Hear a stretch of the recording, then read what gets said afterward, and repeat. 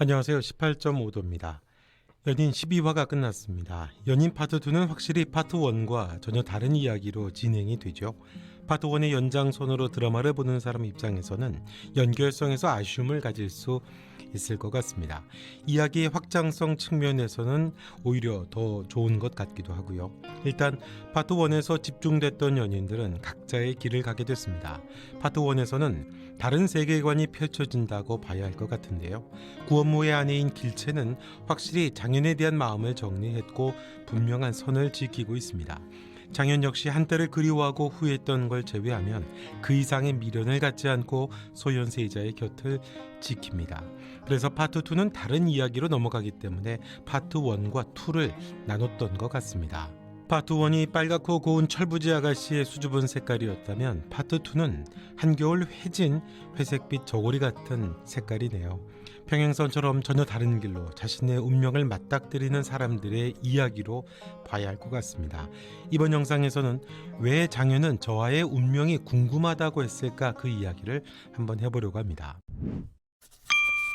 저와의 운명이 궁금하다는 그 말은 이전에도 장현이 했던 말이죠. 남한산성을 나와서 청해 볼모로 소현세자가 가게 됐을 때 장현이 동행을 결심합니다. 그때 했던 말이죠.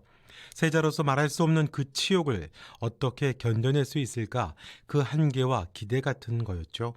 똑같은 당시의 말을 이번에는 직접 세자에게 장현이 합니다.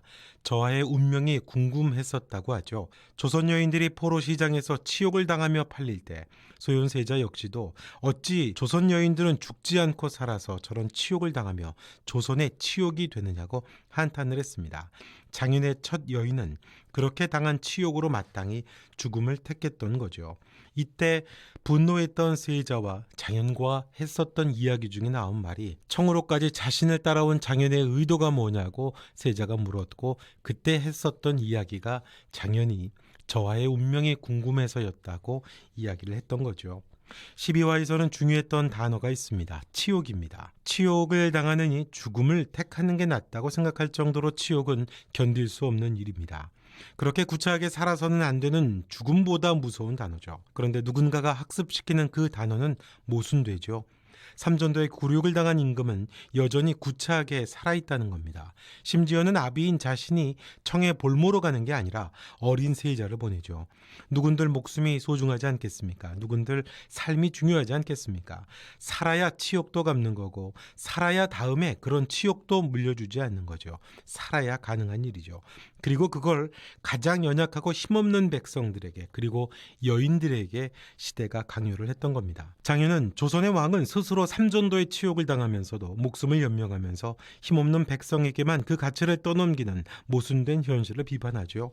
청에서 이 장현을 점점 의지하게 되는 세자의 머리에 점점 균열이 생기게 되고 변화의 가능성도 암시합니다.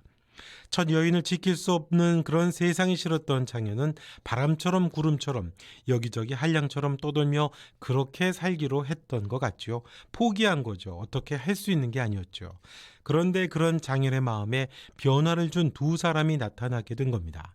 한 여인은 개인을 통해 장현 개인에게 희망을 줬습니다. 당당하고 자신의 길을 스스로 개척하고 뻔뻔하기까지 하고 어머니와 흠모하던 여인과 전혀 상반된 그 여인을 통해서 장현은 자신의 상처와 아픔으로부터 회복을 보게 된 거죠.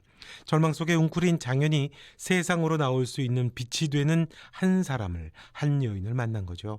한 여인을 통해서는 그 한계와 절망으로 동굴 속으로 들어갔다면 또 다른 여인을 통해서 그 한계 넘어 소망을 발견하게 된 거죠. 의주 형님이 계집은 계집으로 잊으라고 했는데 여인을 지켜줄 수 없던 현실에 대한 절망이 여인을 통해서 희망으로 회복되는 거죠. 그리고 또 한 사람이 저하였죠. 그는 개인이 아닌 세상을 바꿀 힘이죠. 세상이 바뀌지 않는다면 여전히 모순과 절망은 계속될 터인데 연인을 죽음으로 몰고 가는 세상을 바꾸는 희망을 세자에게서 보고 싶었던 거죠. 보았기도 했고요. 성리학의 권력인 조종에 그것도 세자가 그 치욕을 견뎌내고 살아내며 새로운 세상을 본다면, 또 새로운 세상에 눈을 뜨게 된다면 그건 또 다른 희망이 되겠죠. 새로운 세상의 가능성이 세자의 운명과 같이 하지 않을까 생각했던 게 아닐까 싶습니다. 그래서 결국 어릴 적 자신이 마음에 두었던 그런 여인의 죽음을 방조했던 세상, 그 세상을 바꾸고 싶은 마음이 장현에게 있었던 거죠. 그게 장현에게는 궁극적인 상처의 회복이 되고 위로가 되기 때문에 저와의 운명이 궁금하다고 말했던 것 같습니다.